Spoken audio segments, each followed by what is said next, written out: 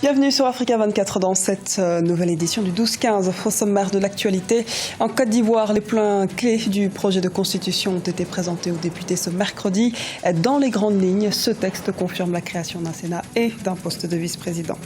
La société pétrolière d'État du Gabon a récemment signé un contrat de production de pétrole. La société pétrolière d'État opérait jusqu'à là dans la commercialisation de pétrole brut. Et puis du sport en fin d'édition, nous reviendrons sur la préparation du match de football Burkina Faso-Afrique du Sud. La rencontre se tiendra ce 8 octobre dans le cadre des éliminatoires du Mondial Russie 2018. Mais d'abord, l'Ouganda annonce le retrait de la candidature de Specioza Wandira Kazibwe à l'élection du président de la Commission de l'Union africaine. Une décision qui serait motivée par celle du Kenya, qui a récemment annoncé l'entrée en lice dans cette élection de sa ministre des Affaires étrangères, Amina Mohamed. Rappelons que cette élection reportée devrait se tenir en 2017. Le projet de la nouvelle constitution ivoirienne est à présent entre les mains des députés. Ce texte voulu par le président Alassane Ouattara doit faire entrer la Côte d'Ivoire dans une troisième république. Les précisions de Birama Saounera. C'est mercredi 5 octobre 2016. Le chef de l'État ivoirien était face aux députés. Objectif, présenter les grandes lignes de l'avant-projet de constitution devant consacrer l'avènement de la Troisième République. Parmi les points importants à retenir dans cet avant-projet, l'élection d'un vice-président ou encore la mise en place d'un Sénat. L'objectif de cette réforme est qu'en cas de vacance du pouvoir, la succession se fasse dans la paix. Car tout comme le président de la République, le vice-président sera élu directement par le peuple souverain. Selon le président Ouattara, l'objectif de la nouvelle constitution est de doter la Côte d'Ivoire d'un acte constitutionnel plus moderne, respectant les droits et devoirs de tous les citoyens. L'avant-projet de constitution reprend intégralement les conditions d'éligibilité à la présidence de la République, telles que recommandées par les accords de Linas Marcoussi datant de 2003. Le mandat du président de la République est de 5 ans renouvelable une fois. Pareil pour le vice-président qui est également élu au suffrage universel. S'il a tenu à se déplacer, c'est pour dire que c'est un projet qu'il porte au cœur et que c'est un projet qui est tellement important et qui voudrait expliquer de façon pédagogique pour que les uns et les autres comprennent que c'est un projet qui peut nous amener la paix. Il nous a fait savoir que quand on reçoit, il faut savoir laisser pour les générations futures. Le député que nous sommes sommes appropriés de son message. Nous allons analyser le projet de constitution en commission d'abord et ensuite en plénière. Et nous ferons l'effort d'expliquer le bien fondé de cette nouvelle constitution. À travers le discours du président de la République, le point important c'est de ramener la Côte d'Ivoire sur la piste de la paix, de la sécurité, de la stabilité.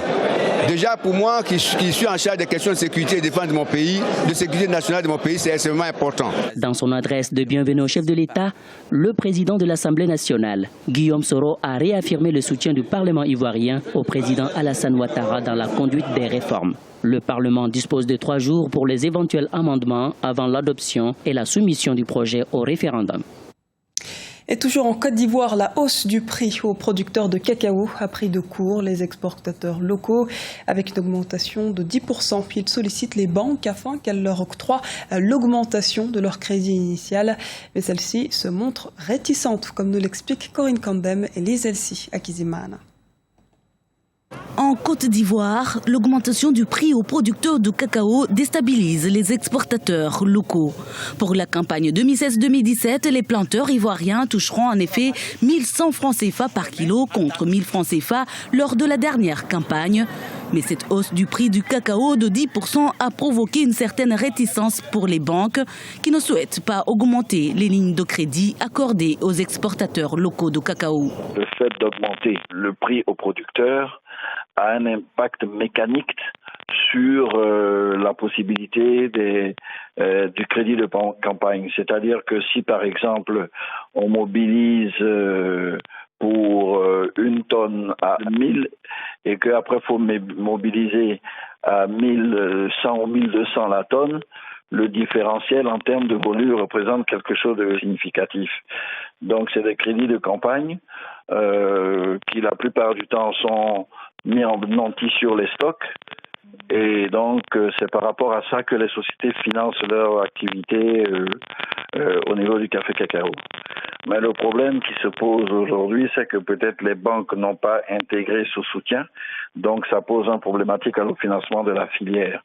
Pris au dépourvu par cette hausse du prix du cacao au kilo pour les producteurs, les exportateurs locaux souhaiteraient une augmentation qui se situerait entre 10 et 12% du crédit qui leur a été initialement accordé par les banques afin de pouvoir garantir les paiements des volumes de cacao qu'ils ont acquis auprès du conseil Café Cacao. Ce qu'il est intéressant de voir dans ce cas, c'est de voir un mécanisme prospectif qui prenne en compte justement des variations de prix pour que les banques puissent s'ajuster pour financer les campagnes avec un fonds de soutien ou un fonds de garantie. La Côte d'Ivoire reste le premier producteur du cacao, même si la récolte de la campagne 2015-2016 a reculé de 12,52%. Les producteurs d'or brun ont pu engranger environ 1565 milliards de francs CFA, soit 2,83% de plus que lors de la campagne 2014-2015. Au Gabon, la société pétrolière d'État obtient sa première licence de production. La Gabon Oil Company espère concurrencer les compagnies internationales dans le domaine de la production du brut tout en diversifiant ses activités. Le projet suscite de l'espoir dans le pays.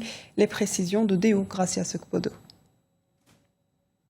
La société pétrolière d'État en charge de l'exploration et de la production d'hydrocarbures au Gabon a obtenu sa première licence de production depuis sa création en 2011. La Gabon Oil Company espère profiter de cette opportunité pour générer davantage de revenus afin de concurrencer les compagnies internationales dans le domaine de la production du brut. La GOC avait jusqu'à présent développé ses activités autour de la commercialisation de pétrole brut et de pétrole raffiné produit dans le pays. Oil is still a very important aspect of our Nous avons une approche beaucoup plus prudente à l'étranger. Nous ne sommes pas impliqués dans la partie exploration à raison des coûts qui sont trop importants pour que nous prenions le risque. Nous devons donc choisir nos zones d'investissement avec prudence. Le pays a besoin de cet argent pour construire des routes, des hôpitaux ou investir dans d'autres projets. Production costs are very high due to the environment in which we operate. Quatrième plus grand producteur du continent, le Gabon a officiellement rejoint l'Organisation des pays exportateurs de pétrole début juillet 2016. Le pays tire un tiers de ses recettes publiques consolidées et 2 tiers de ses recettes d'exportation du pétrole avec une production de l'ordre de 200 à 240 000 barils par jour, en recul ces dernières années après avoir atteint plus de 350 000 barils dans les années 90. Libreville espère ainsi une amélioration de sa situation économique et financière. L'activité a été impactée par la situation politique tendue au lendemain de l'élection présidentielle du 27 août 2016.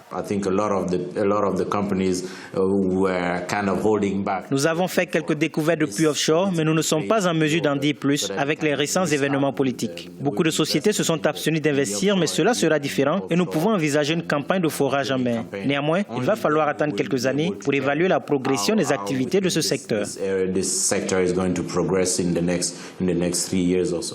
Après l'avoir quitté en 1995, le Gabon est aujourd'hui le seul pays pétrolier de la zone CEMAC, membre de l'OPEP, dont ne font pas partie le Tchad, le Cameroun ou la Guinée équatoriale, tous producteurs de pétrole. Libreville s'est récemment montré favorable au projet de limitation de la production d'or noir envisagé par le cartel dans le but de soutenir des prix durablement affaiblis par une offre excédentaire. Sport à présent, le dernier tour des qualifications de la Coupe du Monde de football 2018 débute samedi 8 octobre. Au Burkina Faso, le sélectionneur Paolo Duarte a pris contact avec ses joueurs ce mardi 4 octobre. Les étalons affrontent les Bafana Bafana d'Afrique du Sud ce 8 octobre. Reportage de Jean-Paul Ouedraogo, notre correspondant au Burkina Faso. Les étalons ont livré leur première séance d'entraînement sur la pelouse du stade du 4 août. L'effectif qui a été convoqué en prélude au match qui les opposera au Bafana Bafana de l'Afrique du Sud le 8 octobre a répondu présent à l'exception de quelques absents excusés pour diverses raisons. Pour le sélectionneur Paolo Duarte, c'est une équipe des étalons confiante qui abordera les éliminatoires de la Coupe du Monde Russie 2018. On a bien travaillé, on a fait pratiquement un décrassage, sans tactique, sans rien, seulement enlever le voyage, enlever la fatigue du dernier match parce qu'il y a beaucoup de joueurs qui ont joué dimanche. Donc après le voyage lundi, il faut qu'ils accalment la séance. On a fait une petite séance, mais dans une ambiance aussi très confiante. Dans le fond, c'est une équipe qui n'a pas subi un trop grand remaniement. Toutefois, on note le retour d'anciens cadres à l'instar d'Alain Sibiri Traoré et Aristide Bansé. Il y a repris les entraînements depuis longtemps, ça va, ça se passe bien ici en bonne santé. Et voilà, ils pensent que tout le monde est prêt aussi, voilà, tout le monde est professionnel. Voilà, ils pensent qu'on est prêt pour donner à 100% samedi.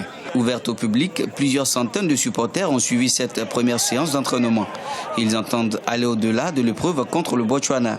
Je donne 2-0 à la faveur du Burkina Faso.